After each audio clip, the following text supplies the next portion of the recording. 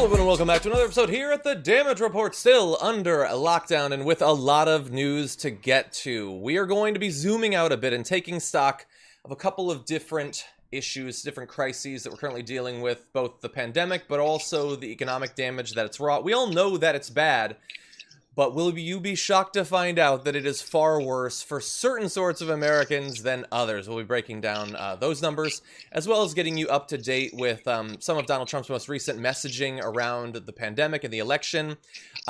We're going to talk about the election in terms of demographics, what sort of support is going towards Trump and Biden. We have a number for you for Trump, his support, that is one of the most depressing things that I've heard in quite a while. After the experience we've all been through for a few years, you're going to be shocked to see this. But you know what else we have today? We have something new for you today. We have a new co-host today. You might have seen him in an interview just a few weeks ago. Gary Chambers, welcome to the Damage Report. Thank you, John. I appreciate it, brother. Glad to have you on. If people saw the interview, they know that you're an activist and but also publisher and co-owner of the Rouge collection. But you were introduced to us through a viral bit of activism that you'd engaged in, trying to get the Robert E. Lee High School renamed. And it turned out that was a pretty successful effort, right? Yes, it is. Yes, it has been. Actually, the name came down this week off the building. And so they are in the process of trying to figure out when the new signage will go up. We think it'll take a few weeks, maybe a few months to get it up, but the name has been changed to Liberty High School. I was not a fan of that name, but I'm just glad Lee is gone. It's certainly an improvement. Excited to have you on. Also excited, our fans are big fans of acknowledging birthdays, and I heard that yours was yesterday. Is that true? It was 35 awesome. Yesterday, brother. Awesome. Well, happy birthday. Hopefully we'll have a little bit of fun on the show. It can serve as a bit of a little bit of celebration. And hopefully we'll have a lot of fun. We're glad to have you on. I know some people are saying in the chat that there's a little bit of background noise. We know, can't currently do anything about it. Apologize. Maybe it'll go away at some point. We'll have to see. And before we launch into the stories, I did want to mention a few different things. One, an upcoming special that we have called What Does the Future Look Like? We're going to be talking about the future of race relations, the economy, technology, the 2020 elections, and more. This is going to be hosted by Cenk Uygur, and he's going to be joined by guest speakers including Andrew Yang, Derek Johnson, Dolores Huerta, Nomi Prinz, Nicholas Thompson, and more. This is going to be happening next Tuesday, August 11th at 7:30 p.m. Eastern Time, 4:30 p.m. Pacific Time on all the normal platforms. So you can tune into that, and hopefully it'll be a really awesome, engaging conversation. Also wanted to let you know, this sort of direct to the fans. TYT is apparently considering submitting the Damage Report for a Streamy Award in the Breakout Creator category. And what we need is a list of our clips that you all think are really emblematic of what the show is about. And so if there's any clips that you remember, feel free to tweet those to me. Because I generally forget about the things we've talked about the second we stop the show, so it's hard for me to remember. But if you could help me do that, I'd like to crowdsource for this thing. So, with that, Gary, you ready to jump into some news? Let's go to work, brother. By the way, I don't know if you can see, but in the comments, there was only about 1 million happy birthdays coming in for you from the audience. Awesome. Okay, with that, let's do this thing. I appreciate it. Awesome. Okay. Donald Trump was interviewed in the past day by Geraldo Rivera, and the topic of his coronavirus response came up, a question that he had been asked months ago. Do you acknowledge any mistakes? Were there any flaws in your response? It's been a while, and a lot more people have died, so here is what he had to say. I'll leave you pretty soon, but looking back on this awful plague that's now killed almost 160,000 Americans, there were some missteps. Don't you wish you had done some things differently? I think that, first of all, the governors run their states. You understand that. That's the way it's set up. I mean, that's the way it's supposed to be. And whether you call it federalist or anything else, the governors run. We've had some great governors, and we have some governors that didn't do as well. But what I did with ventilators and what I did with getting people equipment, because the governors were not stocked, nobody has ever done a better job. We've done a great job, and we haven't been rewarded with the publicity. So you don't admit any missteps? Yeah. You don't think well, that maybe if you were a little more enthusiastic about it earlier? I guess you could say that people call things wrong, but that it's understandable. Nobody knew what this disease was. At the beginning, they said no masks, and people still say that, some people, but some people don't. I figure I say use them. I say use them, but I wouldn't mandate it, but I say use them. But no, I think we've done an unbelievable job. So he says use them. If you want to wear a mask, you should use them, I guess. But he acknowledges no mistakes. Gary, what do you think? Is there a mistake or two that maybe he can acknowledge? I think Trump's entire existence is a mistake, okay? And certainly his response to the coronavirus. There have been missteps from day one. From him saying that it was just a small thing, that they had it under control. And the is what you need from a commander-in-chief, from somebody in leadership, is somebody who's going to give you the facts, somebody who's going to tell you the truth, even if that truth is difficult, even if that truth is hard for people to swallow, but you're going to tell people what's real so that we can prevent deaths. And so what I think Trump has accepted is that the majority of the people are Black, brown, or poor that are dying from this virus, and he's accepted that most of those people probably wouldn't support him anyway. Yeah, we're not supposed to imply that there could be like a political sort of motivation to it, but it is difficult to have lived through the past few months and not think that is driving the response, and was since the very beginning. They convinced themselves that it's only certain sorts of people that are dying and getting sick and losing their jobs, so it's just not that big of an issue. But I saw Geraldo had tweeted out that he had the interview, and his wife was like, he sounds so reasonable. And I responded to him like, you just asked the president if he made any mistakes during a pandemic response where 160,000 people have already lost their lives, and he said no, and then you moved on. How you wouldn't allow any other politician to do that? That's crazy, the idea. Like, if 1,000 people had died, someone with a minimum of the ability to self-analyze should be able to acknowledge something that could have been done, even hypothetically, that would have been better. And he can't do that in what is the biggest domestic failure of our government in our lifetime. It's insane, and it needs to be called out, even by people like Geraldo who, support Trump. They have to be acknowledged that that's insane. Well, one of the things that I've consistently talked about is if we compare this to gun violence, right? If these were homicides versus people dying from a virus, would we then consider that our cities were safe, right? We would not. If we imagine that cities had cities like Baton Rouge that have experienced several hundred deaths in the last few months, we would not consider if this was gun violence, that this was something acceptable. And it is a virus, and it is killing people, and we should view it the same way Trump views Chicago's gun violence. And if he took the coronavirus as seriously as he took going after protesters or targeting gun violence in major cities, then I think we would get better results out of this guy. Yeah. Just, like I think about the explosion in Lebanon. That over, I think the most recent number I saw was over 140 people have died, and it's being identified as the government just completely failed to move this material. They just let it sit there for a few years. How could the government have done this? And it's true. It's totally true. And 10 times as many people died just yesterday in America from coronavirus. And we have to be able to acknowledge that some of that would have been unavoidable, but some of it was avoidable if the president had cared from the very beginning. But, Geraldo continued on asking him, I think, a great follow-up question that I've been wondering about. Why don't you express a little bit more like empathy for the people who've died, frustration with the huge number who have died? And here's what he had to say. And I think people need reassurance that maybe you should be more vocal about your concern about so many people being afflicted with this awful thing. Well, I am very vocal. It hurts me no end. I think it's a disgrace, and I say it all the time. I say we shouldn't have lost one person. We shouldn't have lost one person. This should have been stopped by China. China did this to us. It should have been stopped by China. They stopped it from going into China. And they didn't stop it from going into Europe and the U.S. and the rest of the world. And Europe's plenty angry at them, too, I can tell you. But it's one of those things that's just terrible, and it should have never happened. They should have never allowed it to come out of China, but they did. They stopped it going into China, but they didn't stop it going to us and to the rest of the world. And I'm sorry you were in the reason. Very angry my last about one, as we all are, and as That is really something. He's prompted to give empathy, and he says, and I am really angry.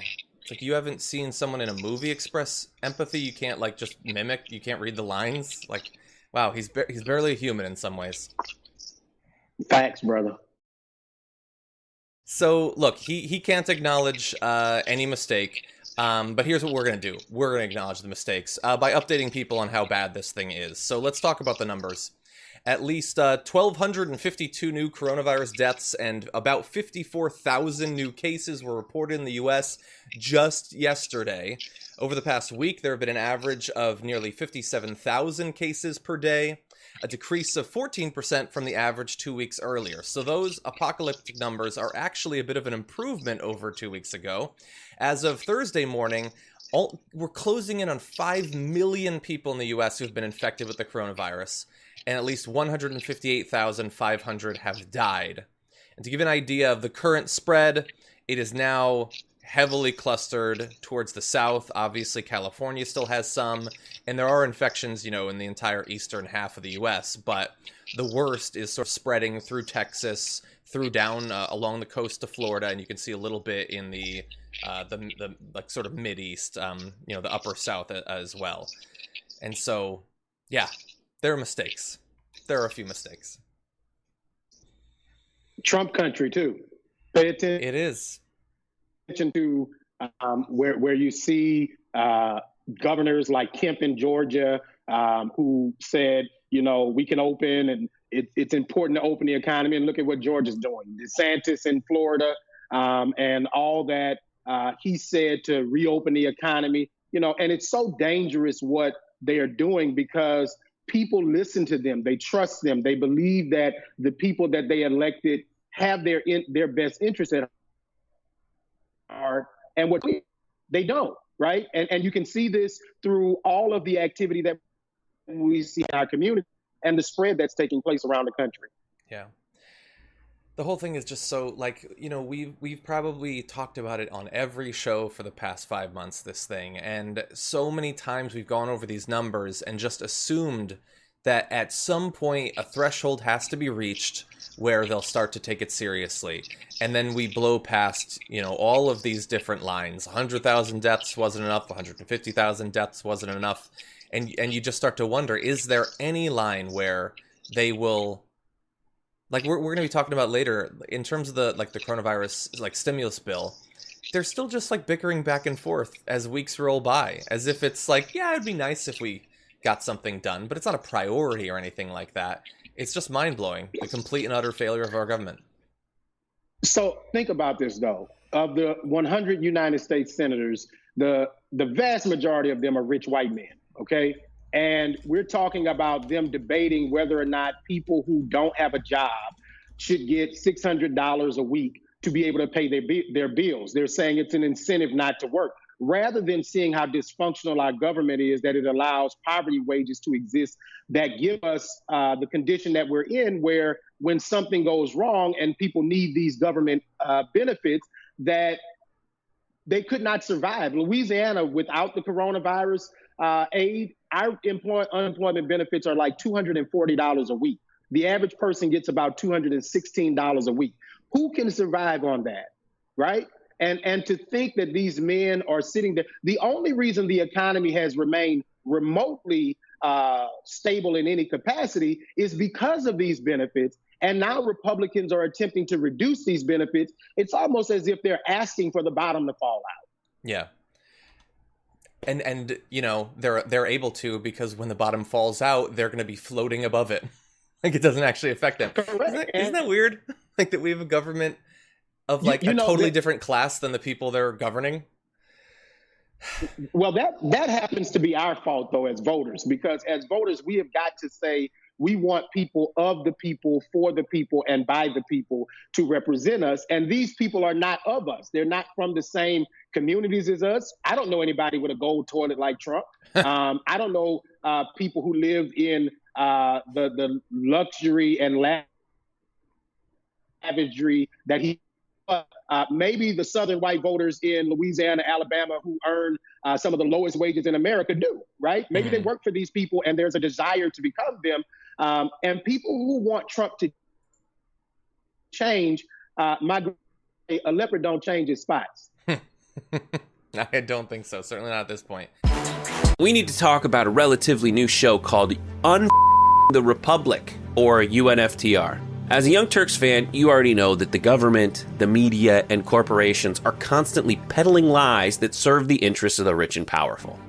But now there's a podcast dedicated to unraveling those lies, debunking the conventional wisdom. In each episode of the Republic, or UNFTR, the host delves into a different historical episode or topic that's generally misunderstood or purposely obfuscated by the so-called powers that be, featuring in-depth research, razor-sharp commentary, and just the right amount of vulgarity.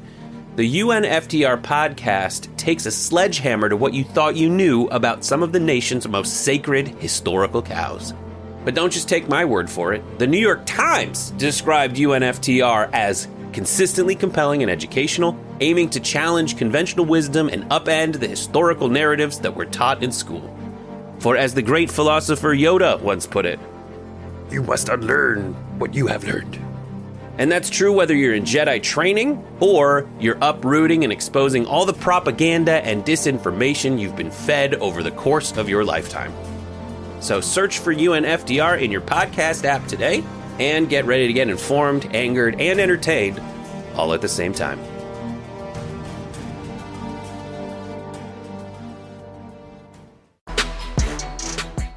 There's headlines all the time about how Donald Trump is losing his base. It's falling apart. And certainly in the polling, he's not necessarily doing as well as he would like to. But there is one group in America that is still, they're still liking their Donald Trump.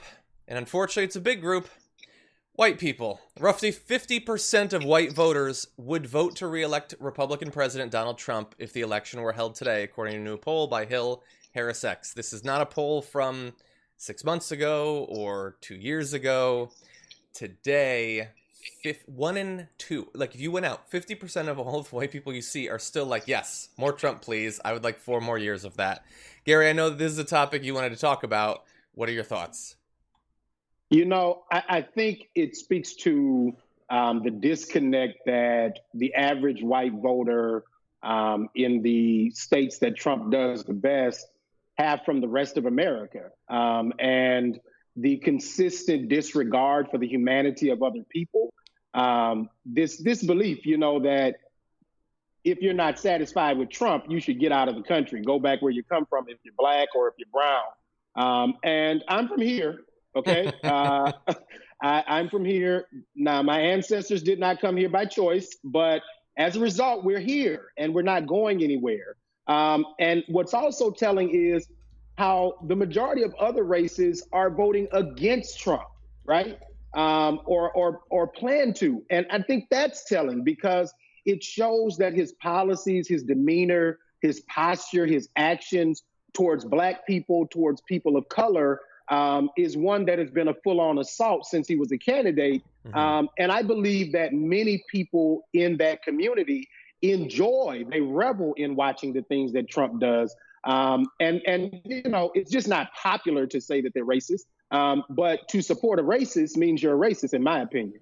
Yeah, and nobody gets to, I mean, I don't think in 2016 you could, but certainly nobody gets to be like, you know, I haven't really seen it yet. It hasn't been clear to me. No, everything is so clear, and it has been bashed into our skulls on a daily basis for literally years now. A significant portion of our lives we've been witnessing this.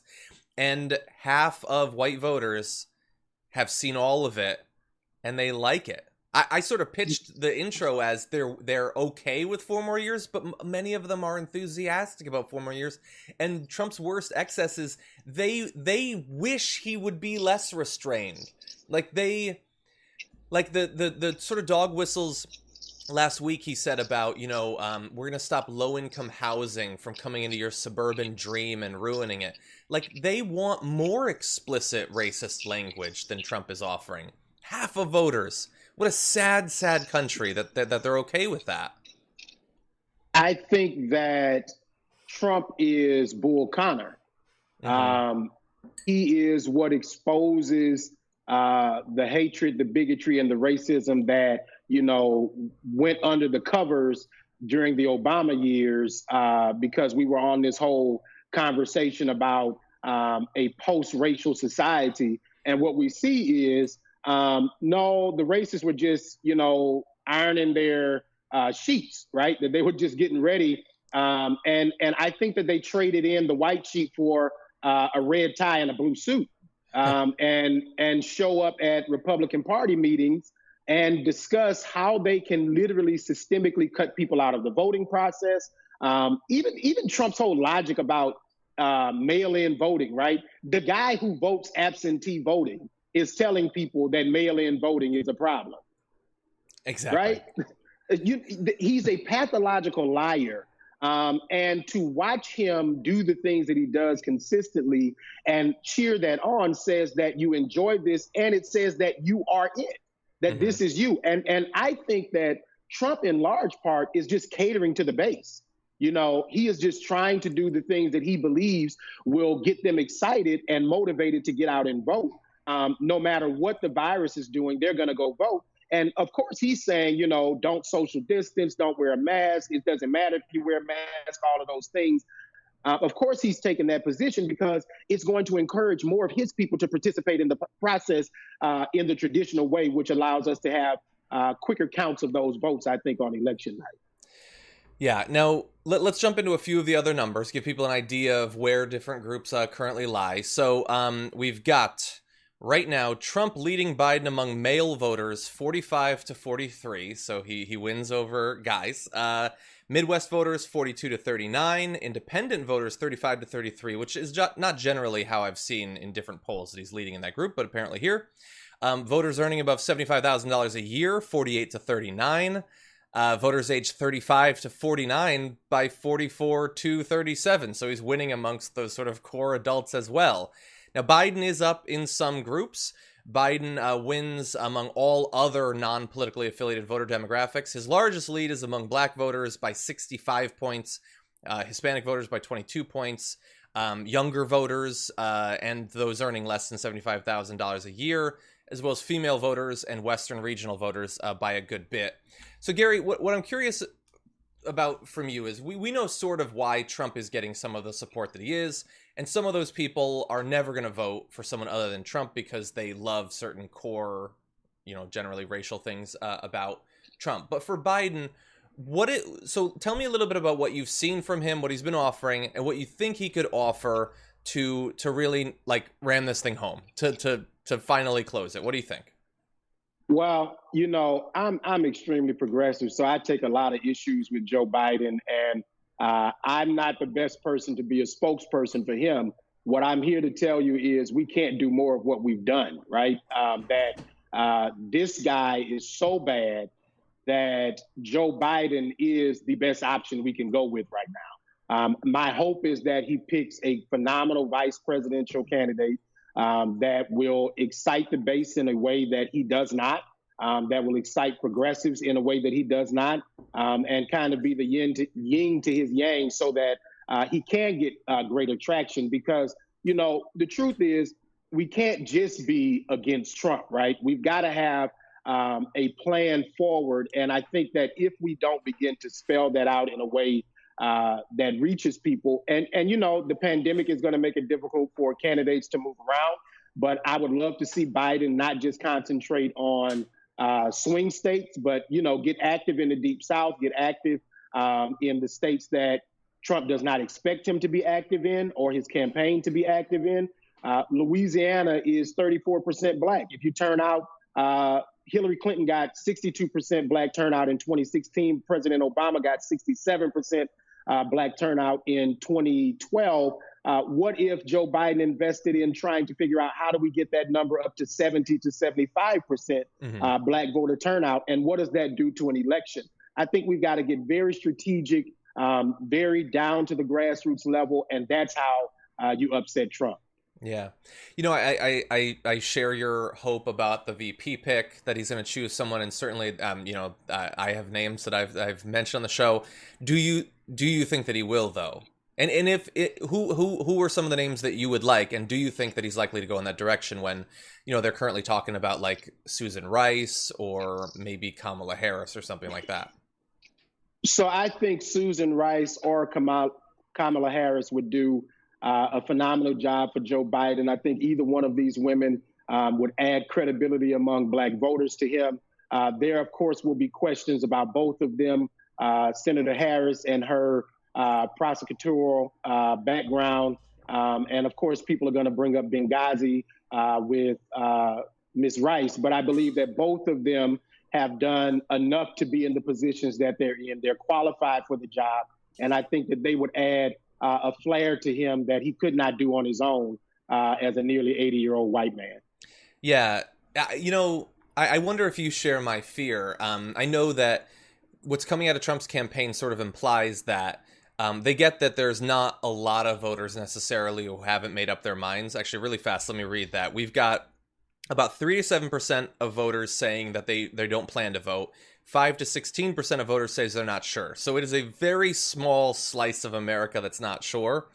And it looks like most Americans haven't really, for some reason, they haven't liked Trump's pandemic response or, you know, how he's dealing with the economic collapse. So Trump seems to be banking on these debates are going to swing this thing back to me. What do you think about that? Do you think that it's likely that could shake things up and put Trump back on top? I would not underestimate Trump in a debate because the most dangerous man in the room is the one with nothing to lose. And Trump, he has nothing to lose in his mind because people within his community will love him always. Those folks are diehard for Trump. They literally went out in the middle of a pandemic to hear him. I don't care if it was 6,000 or 12,000. There were people willing to risk their lives to listen to this man. And so I'm not sure he really wanted to be president to begin with, but I don't think he truly cares other than the fact that he doesn't like to lose, right? But his posture will be to try to embarrass Joe Biden. And I just hope that Joe is ready to respond and be very laser focused in on the issues against Trump. Yeah. I'm sort of dreading it, man. If I'm being honest, I'm dreading it because, look, I think that Biden did okay in the Democratic primary debates. He generally, like, the voters seem to like those performances more than I would have expected, you know, trying to step out of my bubble. But I wonder against Trump. Trump is such a wild card in debates, like looming behind people like a gargoyle, and he'll say random things. I mean, God only knows what he's going to say about Biden. And so those are going to be tense nights, I think. Not looking forward to them necessarily. Lots of Sleepy Joe comments. Oh my God, Lots yeah. of them. Oh my God, yeah. One section of the recent Donald Trump interview on Axios that a lot of people had an issue with was when he mentioned, while being asked about John Lewis, he mentioned how much he's done for the black community. If you don't remember this clip, here's a little bit of it. John Lewis is lying in state in the US Capitol. How do you think history will remember John Lewis? I don't know. I really don't know. I don't know. I don't know John Lewis. He chose not to come to my inauguration. He chose. I never met John Lewis. Actually, I don't believe. Do you find him impressive? I can't say one way or the other. I find a lot of people impressive. I find many people not impressive, but no. But he does mention at some point when he's talking about not wanting to meet up with BLM activists that he sort of implies that he doesn't have to because he's already done more than any president other than possibly Lincoln. This is what he said. And he's said it actually quite a few times. I mean, he tweeted back in June that he's done more for the black community than any president since Lincoln. He talks about his opportunity zones, his HBCU funding, and things like that. During a speech in March, He said, my administration is delivering for African Americans like never before. No president has done more for our black community. So in that speech, he implies that he did more than Lincoln, actually. Gary, what do you think about this constant refrain from the president? So I just don't believe in any great white hope. And I think that Trump is trying to position himself as if he has been a great white hope for black people in America, which is a lie. And how insulting and petty is it that this man could not acknowledge the contributions of John Lewis as an exceptional American, right? As someone who has done more to sacrifice for America than Donald Trump ever will. Someone who moved us forward from the tyranny of the white South to the more progressive America that we hope to be, because we have not reached that place yet, but that this man could not just acknowledge the life of such a great American patriot and hero, and then to follow that up and say things like, he's done anybody else. Well, LBJ, right? Civil Rights Act, Voting Rights Act. Trump is actually participating in restricting the vote. Right. So he's doing more damage to black people and allowing the Republicans in the Senate to do more damage to black voters in America, probably than any president since Jim Crow. Mm-hmm. And when you think about the need to activate and mobilize people to vote, Trump doesn't want black folks to vote because we're not going to vote for him. And he can tell those lies as much as he wants to. We don't drink the Kool-Aid, brother. Mm-hmm. It's not happening. And because he knows it, he doesn't want to meet with folks like myself who support the Black Lives Matter movement, because we're not going to buy the foolishness and the coonery that he drops out there as real.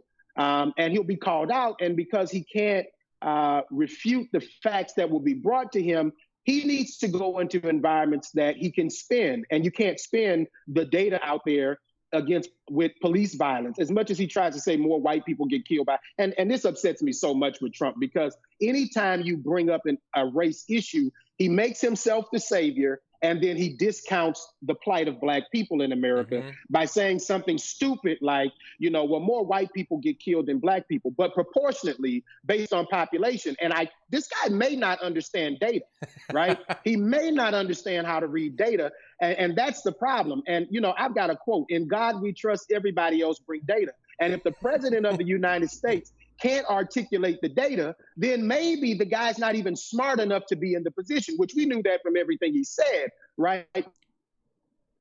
But the action, and he's such a petty individual.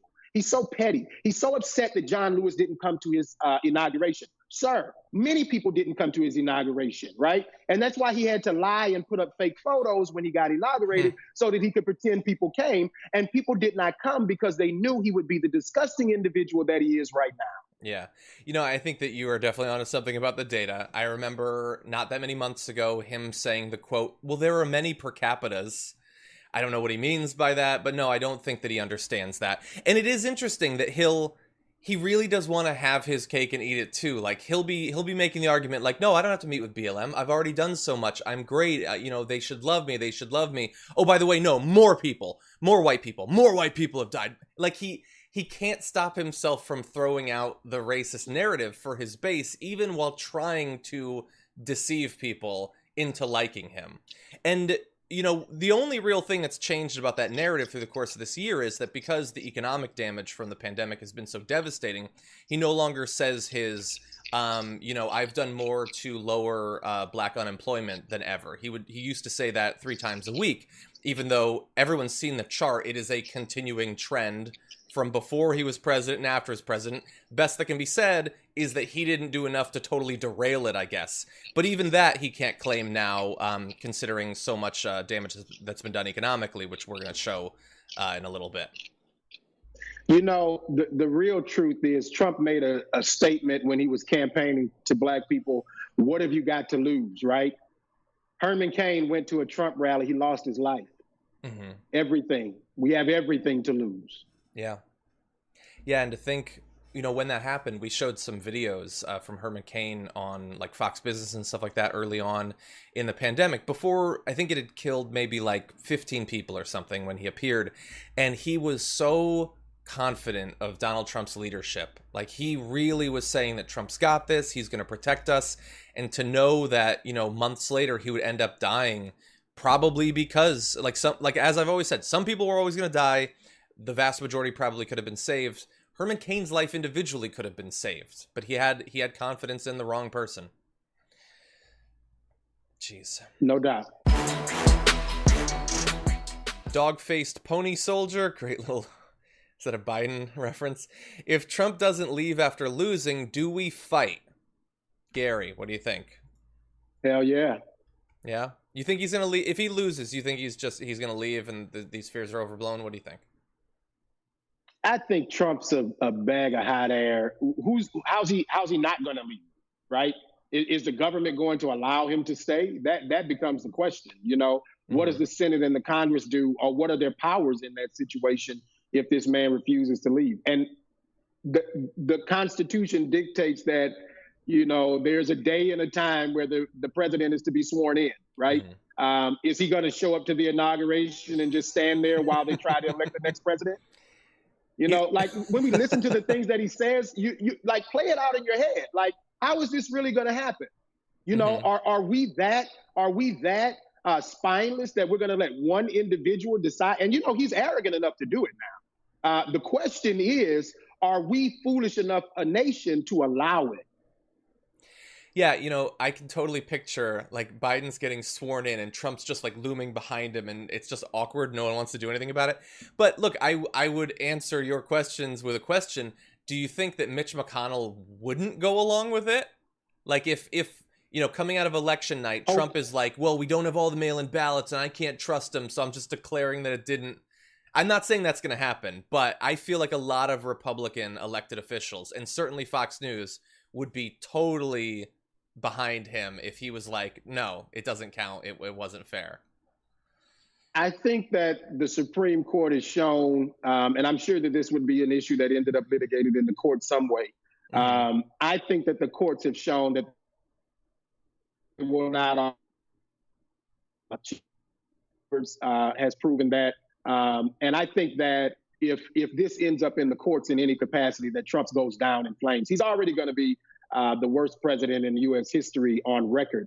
But if he does this, he will cement himself forever in a way that is in no way repairable. Yeah.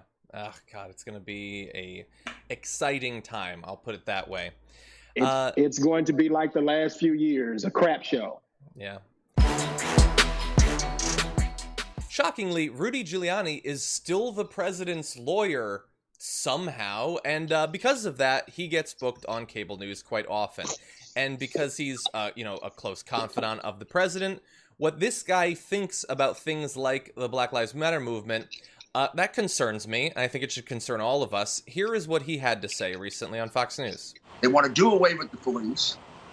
This is no longer America. This is some other country. They are literally trying to overthrow our way of life. And we can't have that happen with a phony election. If the American people want that, they darn well better vote for it, because I don't think they will. As they learn more about the agenda, just go read the 2 or 3 backup documents for Black Lives Matter. Black people get salaries for the rest of their lives. Nobody else. It's a very, very strange society they want to set up. And so far, they haven't said a single word, even when the terrible violence is taking place by Antifa or by Black Lives Matter, both of whom are domestic terrorist groups, without any doubt. You know who knows that best? African Americans. I've actually had them tell me, why aren't they classified as a terrorist group? Is it just because they're black and nobody can say it? Okay, so that is Rudy Giuliani echoing what Tucker Carlson has been saying for months, that Black Lives Matter, all the protesters, they are all terrorists, effectively. It's a domestic terror group, and they should be arrested and locked up en masse for terrorism. So let's be clear. Every person in the streets of America is not a member of the Black Lives Matter organization. Mm-hmm. What Black people are saying is that lives matter, that we support the mantra of the organization. that we support the idea that Black people should have their full humanity in America. Rudy Giuliani said something that's quite telling to me. He said that they believe that Black people should be paid and nobody else, right, for the rest of their lives. We were worked for free under slavery, and nobody else was, okay? There were entire economies built on the backs of Black people for free, brutalized, who were raped, who were treated as less than human, who our Constitution and our document says were 3/5 of a person.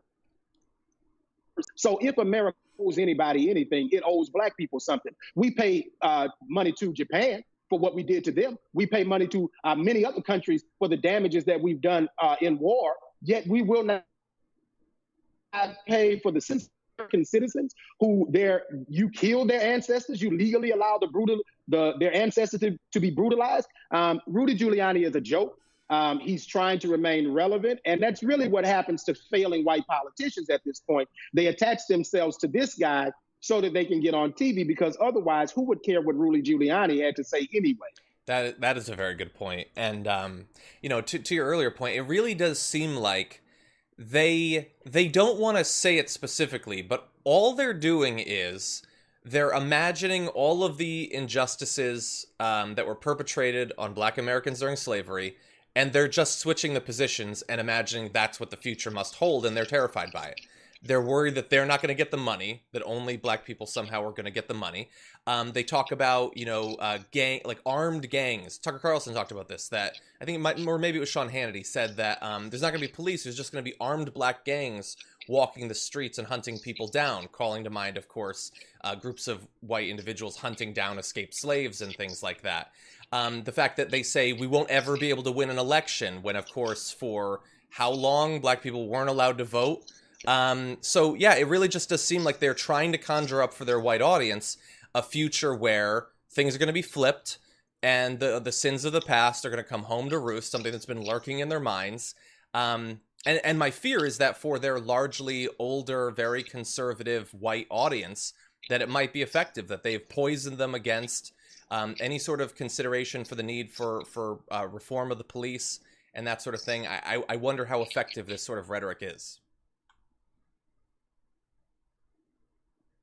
When you're talking to evil, hateful people who know what they would do or what they have done with power. We don't have massive examples of Black people suppressing other people as a result in America. Black leadership in America is some of the most gracious leadership. Black folks are too forgiving sometimes, if you ask me. If you look at when Dylan Roof killed the 9 people in the church in South Carolina, before he was even sent to trial, the family forgave him. Right? Yeah. Because that is the heart of Black people in America, that we are a forgiving people, but we are not a foolish people. And we know that we have been screwed by America. And what we are saying is, give us what we are due, because we have built this country and that we did so for free. And so I think that the fear that is upon them is because they know what they have done. And when you know that you are guilty, my grandmother also says, a hit dog will holler. Mm-hmm. Mm-hmm. Yeah. Yeah. Now, look, unfortunately, we do have a little bit more from Rudy Giuliani. Before we get to the second video, though, I do want to respond to one of the claims he made, which was that Black Lives Matter leadership or the protesters, have been silent about the violence. They haven't acknowledged it. There has been violence and people have been killed. That's true. And they've almost always been identified after the fact to be KKK members, white supremacists, militia members, and things like that. They refuse to acknowledge that, despite the fact that throughout all of this, you've had headlines like from friend of the show, Ken Klippenstein, the FBI found no intel indicating Antifa involvement in Sunday's violence. The fact that reports going back literally years show that right-wing extremists have murdered at least 329 victims in the last 2.5 decades, while Antifa members, who pretty much everyone at these civil rights protests is tarred as being one of those, haven't killed any. We know the nature of the actual violence, and they don't want to talk about it. I don't know if you saw, but Ted Cruz had a hearing yesterday talking about violence at these protests, and he kept referring to a particular act of violence where 2 police officers were killed, and he kept implying that that was BLM protesters that had done that. it was a white supremacist. And we've known that for literally months now, but he kept repeating it, even though he kept getting corrected by other members at the hearing. It was too convenient for him to pretend that it was black activists that had done that. Because he knows that the people who support him aren't actually watching the hearing, that he can cut his sound bite on his social media and talk to them. And so he continues to tell those lies. It is incumbent upon the rest of us to confront those lies as often as he spews them. Exactly. Okay, just a little bit more from Rudy Giuliani, because he has landed on a talking point that the president used in his recent interview. Here is the president's lawyer. Yeah. Stop the nonsense. Stop the nonsense. These are killers, and these are people who hate white people. They're people who hate white men in particular, and they want to do away with a mother-father family. They don't think fathers are necessary. This is what we're talking about, not the bull that you get on silly television. It's important to point out, too, Rudy, that there's a difference in the slogan, Black Lives Matter, and the group that is yelling, fry 'em like bacon. Totally different. Rudy Giuliani, they hate white people. They especially hate white men. They especially hate old white New York lawyers. Like, how specific can he get with his fears there? And then she says, no, go on. So let's be clear. If we want to talk about what's wrong with America, white men have been at the center of it. Who were the founding fathers? Who allowed black people to be considered 3/5 a person? Who allowed slavery to exist in America? It was not white women in charge. It was not black men in charge. It was not the natives in charge. It was white men. Who are the majority of the people running America right now into the ground? White men. Who are the majority of the governors who are failing their citizens in America? White men. And so there is a white men. Maybe if some of you stepped aside and allowed people with a little more humanity and a little more compassion to live, we could move from the dirt and the dust that it's in to a place that is prosperous for all people. And when white men stop fearing that the advancement of other groups of people is somehow going to harm them, then maybe America could get to a place of real progress for all people. Yeah. Rudy Giuliani is trash. I think we've long suspected that. Yeah, he is. And Ainsley Earhart there, who she didn't identify it. I assume that she's in the leadership of Black Lives Matter. She was speaking as if she was in defining what they're actually about. She said the thing that Trump said at the Axios interview, the reference to the pigs in a blanket quote, which, again, in case people don't know, we have international viewers who don't necessarily know this whole movement and its history and everything. That was like a couple of people at one meeting 6 years ago. And they're still talking about it. The president is still talking about it. And he's using it as an excuse to say, I don't need to acknowledge any of these grievances. There is nothing valid about it. I don't have to have a meeting. There will be no reforms because someone chanted 6 years ago.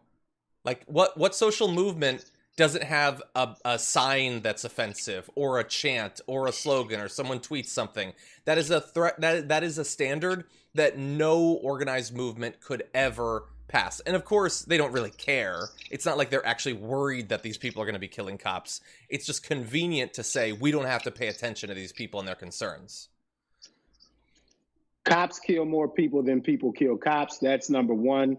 Number two, look at the comment section of any local news station in the Deep South, and I'm sure you will find worse said about black people than what those people said about police officers. Yeah. And the question becomes, did any of those people harm a police officer? I'm probably sure they didn't. Yeah. We have known from the very beginning of the national lockdowns that it was going to have an effect on employment, and it certainly has, with at one point something like 40 million Americans going on unemployment in a very short period of time. And we get that many of those people are still without work. But I want to focus today on who and where the damage is being done, because it's not everybody, and it's not everywhere, and it's certainly not equal. So, an economics professor at the University of Chicago found that workers in the lowest quintile of income have experienced 3 times as many job losses as workers in the highest quintile. That's a shocker for longtime viewers of the show. But that's just looking through the lens of income alone. He also says that when you consider race, age, and gender, that could push the differences even further. And so let's take a look at a particular city. So this is unemployment rates for different neighborhoods in New York City before and after the pandemic. And you can see that overall, there's a massive rise in unemployment. But you'll notice that the rise isn't nearly as bad in basically like the heart of Manhattan. It's worse, but when you look at some of the other boroughs, it is devastating. Some of those have gone beyond the dark purple color to literal black, the maximum rating for growth in unemployment in that area. And so, Gary, I guess we're not shocked to find out that, this is not being evenly distributed, but I don't know if there's enough consideration in like the ongoing negotiations over what the aid is going to look like from the Senate, that this is not just a thing of, corporations are kind of hurting. This is that certain communities, certain income demographics have been absolutely devastated by this thing. Think about people who are servers, right? Think about bartenders, people who make the majority of their money on tips, right? That are out of work for months. And think about photographers. Who's getting married, right? Who's taking pictures in these? And very few people are. Some people are figuring out how to be more active in this climate, right? But there are entire groups of people. If you work in the hospitality industry in any capacity, there have been no big gatherings for caterers in who some restaurant owners, they subsidize the money that they don't make through their door-to-door business through catering, right? Well, who's having a gathering of 250 people in America right now? Yeah. Who's having the Democratic National Convention, the Republican National Convention? They would normally be wrapping up to take over the city, loading into hotels, people going into all of these places, and they understand this. They just know that, hey, we'll take care of the people because those are the people we know. And, the poor people, they'll be all right, and if they're not okay, they're not our voters anyway. Yeah, exactly. Like, obviously restaurants were shut down, some opened back up, and then in a lot of parts of the country, they're shutting down again. Bars the same. When I think about, like, for instance, so normally at this time of the year, there's this convention that I go to in Indianapolis. And I've talked to people in the area. It brings in like countless millions of dollars, and that pays for jobs, both for the convention, but also all the restaurants and bars and hotels and all of that around there. That's who's being hurt. And, we were talking about New York. I have a little bit more data on there. You can, even breaking it down to the different boroughs, throughout June, researchers found that most neighborhoods in the Bronx had unemployment rates above 20%, while most neighborhoods south of 95th Street in Manhattan had rates less than half that. And they said that for comparison, it's like as if the Bronx was experiencing the Great Depression, while the Upper East Side, modest drops in employment. Like, kind of a bad time, but not that devastating. And the thing is, it's not just New York. You can see it. I'm going to show you a picture here of Chicago. Absolutely devastating certain areas. We got the same thing if I jump ahead to LA, where I'm broadcasting from. It's bad everywhere, but certain areas are being hit by far the worst. And, if you know the geography of LA, you can see it mapped out right there. I understand the picture's very small. I apologize for that, everybody. But, yeah. And then to see in D.C., maybe we'll have a deal by Friday. The unemployment benefits just lapsed, and it'll take weeks for them to come back, even if we get a deal. But, maybe we'll come up with something. Like, the lack of urgency is such an insult, just being spat upon by our government, who they're all still pulling a salary. They're not about to be evicted. Everyone they know is weathering this thing just fine. It's insult to injury in this time. Ask the mayor of Austin if losing South by Southwest this year hurt his city, or his or her city, right? Ask people who have had to cancel. Ask New Orleans, right? And Mayor Cantrell and all of the festivals that had to be canceled in New Orleans. Jazz Fest, which brings in millions of dollars a year to the city of New Orleans. Ask them how the people who were street vendors fared as a result of this. And, it showed American And I just hope that voters on election day don't just remember Donald Trump's name needs not to be clicked. But I think that they need to remember that they're Republican senators who are down there toying. And let's be clear, that's our money.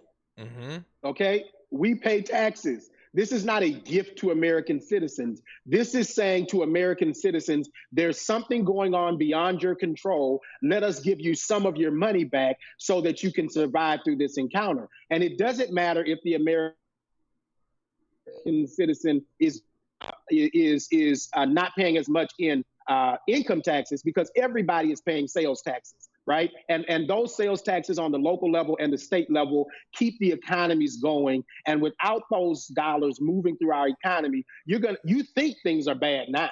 They're going to get worse. And what we know as Black people in America is if white America catches a common cold, we catch pneumonia.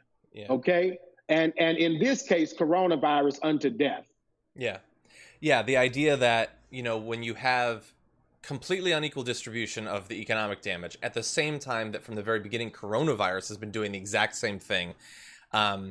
When I look out and I because I one of my favorite people in the entire world who's very close by lost her job because of this. I just lost a family member just a few days ago to coronavirus in Florida. Like, there's so much pain and so much anxiety and fear. Thank you. I appreciate that. And fear for the future. And then to listen to DC and people like Steve Mnuchin, the only fear they have is that some people might temporarily make a little bit more money on unemployment than they were when they were being completely abused by their job and not being paid enough. The fact that that's the only thing that gets them mad during this pandemic, I can't believe that we're governed by these people who so fundamentally misunderstand and disrespect the people that they're supposed to be serving. It's got to change. And, I know that nothing that's going to happen in November is going to solve all of it, but I do hope that we can move a little bit in the right direction. I agree.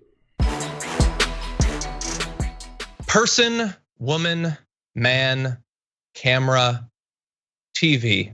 With those 5 words, a president reassured a nation of his mental and cognitive fitness for office. Or did he? Because there are some who are still concerned, have indeed been raising concerns about his fitness for some time. Joining us now is one such guest. Dr. Bandy Lee, Yale forensic psychiatrist, joins us on the Damage Report. Thank you for having me. Glad to have you on. I have to say that in real time, as I was watching that interview that Donald Trump engaged in, I was thinking about you at the time and wondering what your response was. And I know that there's a couple different angles on this that we're going to get into, but what did you make of that episode and the media reaction to it? I was first struck by how he kept bringing up his cognitive exam. And as he revealed the details, it turned out to be an exam that he took 2.5 years ago, with Dr. Ronnie Jackson, a White House employed subordinate to the commander-in-chief physician, and therefore not eligible, in fact, to do a fitness for duty exam. And yet he did this cognitive screen that usually takes about 10 minutes and declared the president mentally fit. It's not a fitness exam, has nothing to do with fitness. It's even questionable as a screen because since its inception, people, full-blown Alzheimer patients and hospitalized schizophrenia patients were found to ace the test, and therefore there have been even new guidelines as to what the test means and does not mean because of many misinterpretations. And now Dr. Ronnie Jackson has not been in his position for, I believe, 2 years at this point, and yet the president was bringing up this test apparently to prove that he was mentally fit or cognitively intact. And so it was more revealing, the fact that he kept bringing up this test. Yeah, and even during that interview, he kept bringing up specific points about it, not only repeating the list of words multiple times, but repeating that you get bonus points if you get them in order. He kept coming back to that as if he was forgetting that he had said it. So you've talked about misinterpretations about what that test is actually for and what it shows. It seems like he is an individual who is laboring under a misconception about it. And I have to wonder if it was inaccurately presented to him when he did it, or if he is simply advancing an inaccurate portrayal. I would assume, we can't know for sure, but when doctors present this sort of test, they are likely to be pretty clear about what it actually says. Is that a fair assumption? I found it questionable when the White House doctor presented it in the first place as a fitness test, because that was the basis on which he declared the president mentally fit. And so it seemed to me that it was used in a way to give the president reassurance, and maybe even the public reassurance, rather than to actually do the necessary tests, which at that time we were recommending a full neuropsychiatric evaluation, not just a 10-minute screen, which is generally for people who show no symptoms or for whom the screen is not that important because it's a very insensitive test. Now, because of this initial presentation, the president seemed to be trying to revive that use of the test as a fitness test in order to, I believe, convince himself even more so than others that he was mentally fit. It would be consistent with the pattern of impairment that he has shown. We by now, even though we have not examined him, we have detected enough patterns to recognize what types of defenses the president has and what are his tendencies. And we have for a long time warned that not only his lack of mental capacity, which we were able to fully evaluate, in fact, but his attempts to cover up his mental incapacity would make him a rather dangerous president. Well, and I know that the last time that you were on the show, you predicted at the time that we would see some amount of decline in the last few years of his presidency. Do you believe that we are in fact witnessing that? I know it's been a bit since you were on the show. Yes, absolutely. We had no other estimation than that he would worsen over time, and that the powers of the presidency would worsen his symptoms. In other words, aggravate his grandiosity, his delusions of grandeur and impunity, which have in fact worsened even since the impeachment, the very delayed impeachment with very few articles then being acquitted from it. We were in fact estimating that he would have largely unrealistic expectations as a result of this, including that he could somehow thwart the election and stay in the presidency, even if he were to lose an election. And these were our concerns, and they're shaping up to be true in front of us. And he would go to any extent to realize this wishful thinking, including inciting violence, waging war, or stumbling into a war. We were very concerned about great dangers to the nation because of his psychological disposition. And I think that you might be sort of hinting at this, but I know that you've talked recently about your conception of fascism as less of an ideologically distinct worldview and more of a psychologically distinct worldview, that these sorts of psychological predispositions and characteristics can give rise to what expresses itself in terms of politics as authoritarian or fascist sort of policies. Can you talk a bit more about that? Yes, I was actually echoing Madeleine Albright's statement that fascism is not so much a political ideology, and this is something that I have often said, because fascism, in a sense, is the end stage of psychological dangerousness. In other words, if a psychologically dangerous individual is given political power, then that danger spreads into social, cultural, civic, and geopolitical dangerousness. And that is fascism. And I think it's important to make a distinction between what is a healthy variation. There are many ideologies, considerable human variation that is within the healthy realm, and then the pathological state, which is actually quite identifiable because it becomes more rigid and stereotypical, and we see it occur in many countries. It's unprecedented for the United States, perhaps, but we have seen it in other countries, and we have seen how it brings about complete devastation, and often destruction of the nation. And therefore, that's the characteristic of pathology, that unlike healthy ideologies, which are life-affirming, pathology always brings about destruction. And that is why it's important to identify those characteristics.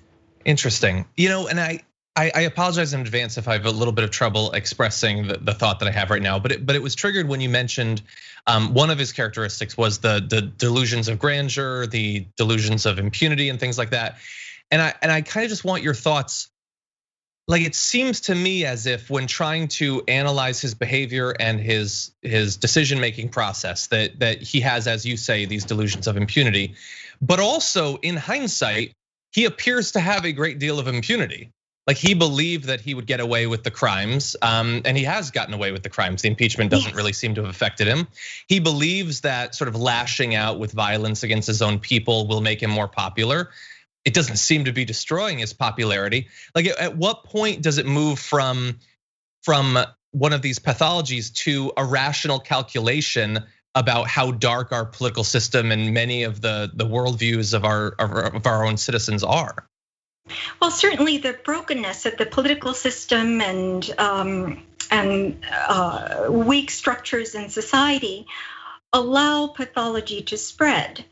But when a person with severe symptoms is placed in an influential position, we also need to think about contagion of mental symptoms. Now, not many people often think about this, including psychiatrists who are often overly fixated on individual care, but those of us who are in preventive psychiatry and public health, such as I have been throughout my career, recognize very readily that mental symptoms can spread through positions of influence. In fact, it's even more contagious than the ordinary infectious diseases like the coronavirus, because you do not need physical exposure for the spread of symptoms. You only need emotional bonds. And therefore the spread is perhaps even more, it happens more readily and is more ominous. And what you are seeing in terms of the fervent, irrational support that he is able to elicit, that is actually what we expect from severe symptomatology, especially delusions and delusions of paranoia. It's well documented in political psychology, but also in ordinary situations of mental health. I've seen it a great deal in prison settings, state hospital settings. And so that's something we need to take into consideration, that it is not a healthy endorsement. It's not informed consent. It is spread of pathology that is also destructive for those who are willingly signing on as well. I have one more question, because I know you've talked about before, and I believe maybe even on this show, about the need for us to take these sorts of considerations more seriously when choosing our politicians. And you've talked even about some sort of screening for politicians as well. Do you have any worries about the possible, like the interaction of that with partisanship, or it being politicized or something like that? How could we do that in a way that informs people about the personality and psychological characteristics of their politicians that they need to know, but that couldn't be used to try to weed out people that simply think differently, that sort of thing? Yes. That's where expertise comes in very handy. Consult with experts. If we are professional and if we are honest, if we check ourselves in terms of biases, we come to a consensus. That is how we are trained. Politics plays no role in medical assessments, and we are supposed to apply medical neutrality, which is to say that we state things as they are, regardless of political inconvenience or political pressures. And there is a difference between using one's professional title to get done a professional goal versus bringing professionalism regardless of the setting, including the political, because the political sphere is not free of mental health problems. It is, president is not immune from mental incapacity. And I think it's probably important to state right now exactly what is going on, in that we have an executive of the country who would be aptly labeled killer in chief. He is not a protector of the nation. He is currently incurring the vast number of the deaths that have already occurred. Epidemiologists measure between 70 and 99%, and with no end in sight. Yeah. And I think this is important to recognize, because that is the reality, and not stay with safe or comfortable assumptions that a commander-in-chief would not be doing this. In fact, even Mr. Trump himself is human before he is president. And this is the incapacity that he is bringing to his vast level of power, from which he has full access to at this point.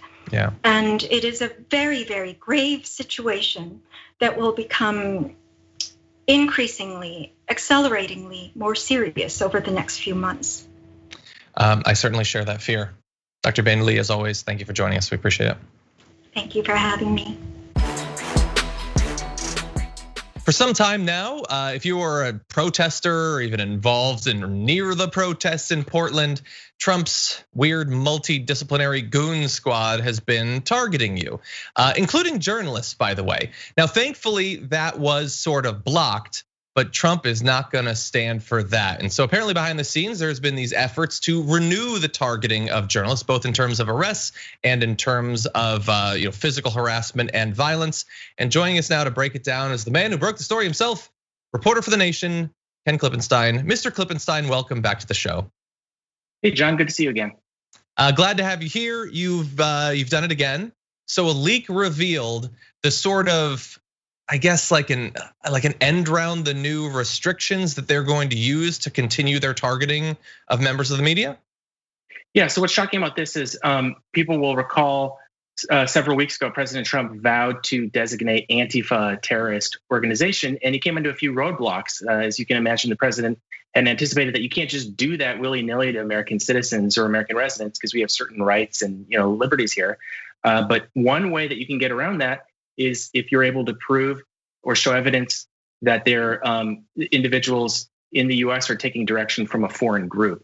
And so what this intelligence report, which was leaked to me from a source of mine in DHS, shows is that they're trying to do just that. They're trying to find individuals they consider Antifa, and I should stress they consider, because when I interviewed one of them, they said, I've never considered myself Antifa or an anarchist or whatever you want to, I consider myself a socialist. So this is sort of their own opinion, because again, Antifa is not actually a group. There's no membership. You can't ask to join Antifa, see what happens. Yeah, I keep sending letters and I haven't gotten a response yet.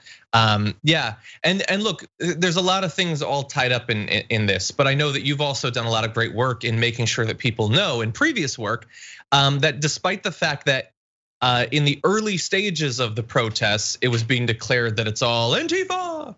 And ever since then, they've been claiming that these are the people that are doing all the violence, and even if it ends up being a white supremacist that kills someone, still somehow it was Antifa. You've revealed again through, I think it was FBI reports, that there's no intelligence showing that there's an actual concern about Antifa specifically.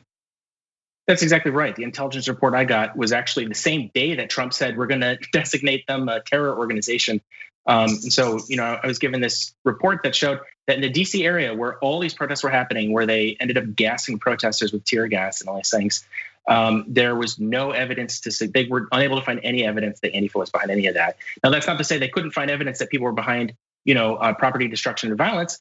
But the problem is that evidence pointed to far right white nationalist groups, not Antifa. So whatever you think of it, I mean, The Guardian recently published a sort of summary of an academic report on violence committed by Antifa, and they couldn't find a single death attributable to them in 25 years. And now compare that to the dozens of deaths that we've seen by white nationalist far right groups, which, by the way, Trump's own FBI director, whom he appointed, Chris Wray, says is the chief counterterror concern that we have right now.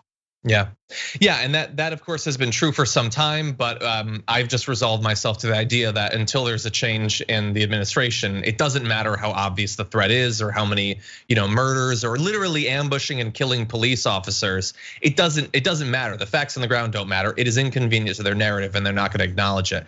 But you mentioned the connecting individuals to overseas like terror organizations and things like that.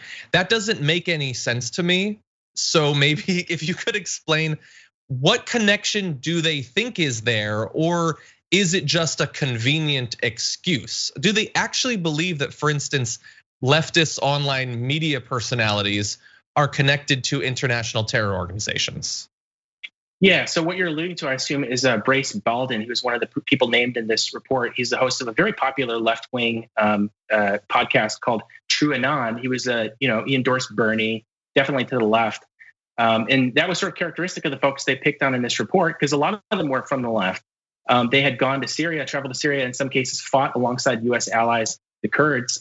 So for example, the YPG, the Peshmerga, forces that the US and the DOD themselves worked with and coordinated with to defeat ISIS in Syria. So, I mean, we can have a debate about if you think it's advisable to go fight there, or if you think it's, good or bad or whatever. But the fact that this is, that this comports with US policy in the region, I think is beyond debate. I mean, they were working very closely with them. So it's hard for me to say the US would basically be saying these guys are terrorists who we worked with, which I not something they're going to want to say.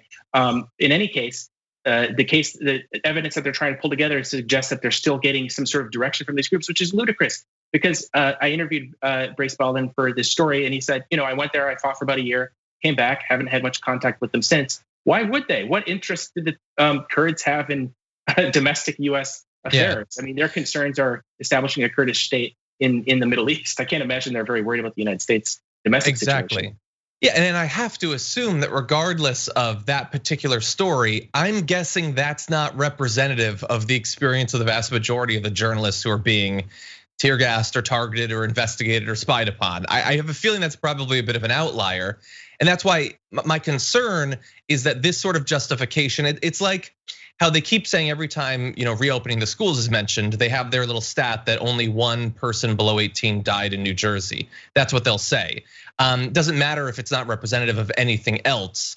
And so I'm curious, I know that you've talked to a lot of people as this whole thing is developed, both in Portland and now it's spreading to other cities. My worry is that other journalists are going to continue to be rounded up, kidnapped, brutalized, and that this will be the cover that will be provided. Am I wrong, basically? I think you're right to have that concern, because when you look at how this intelligence report and the different intelligence agencies generally have defined Antifa, it's extremely broad.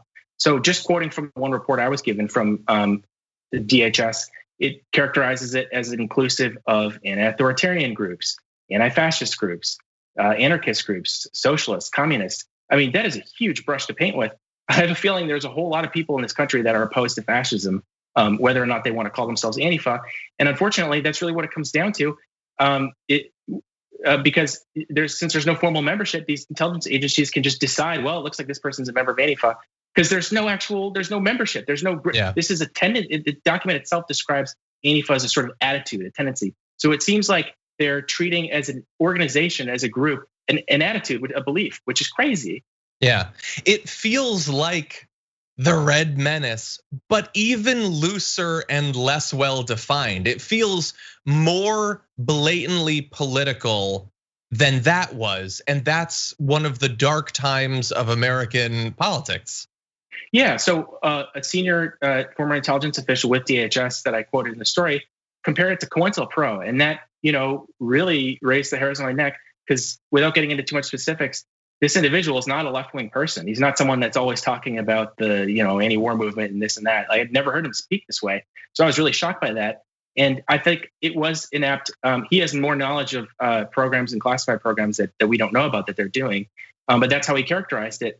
And what's frightening about that to me is that, when you look back at COINTELPRO, the evidence was bunk, and they tried to tie, Martin Luther King Jr. and all sorts of figures that you would think of as just, honest dissidents. They tried to tie them to Soviet Russia, to the USSR. And as crazy as that was, at least that's a group that had money and could, in principle, recruit people. I mean, if you're talking about the Kurds, I mean, they're not even a state. This is like a group. Or if you're talking about Antifa, that's absolutely not a country or even it's not even a nonprofit. It's nothing. It's just a belief system, Mm-hmm. Yeah, it's like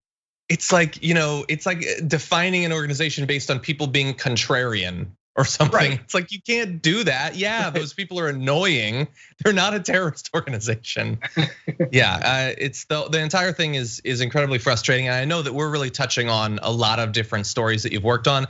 But the reason is I want people to go and look at your work at The Nation, because in this area, you've done like better than anyone else I don't know how you track down all these documents. You are the leak master. It's great that we have you out there working, especially considering the stakes in this area. I really appreciate it. Thanks for talking about it. I'm always glad to be in a medium people engage with and actually use.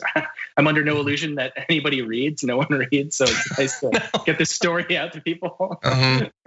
Well, I do know one thing that they engage with, and that is your social media and Signal. So if people have information, how can they get that to you? Hit me up on Signal. It's a free encrypted app that will conceal your messages. And my phone number is 202-510-1268. Awesome. Ken Klippenstein, thank you as always. Thanks a lot, man.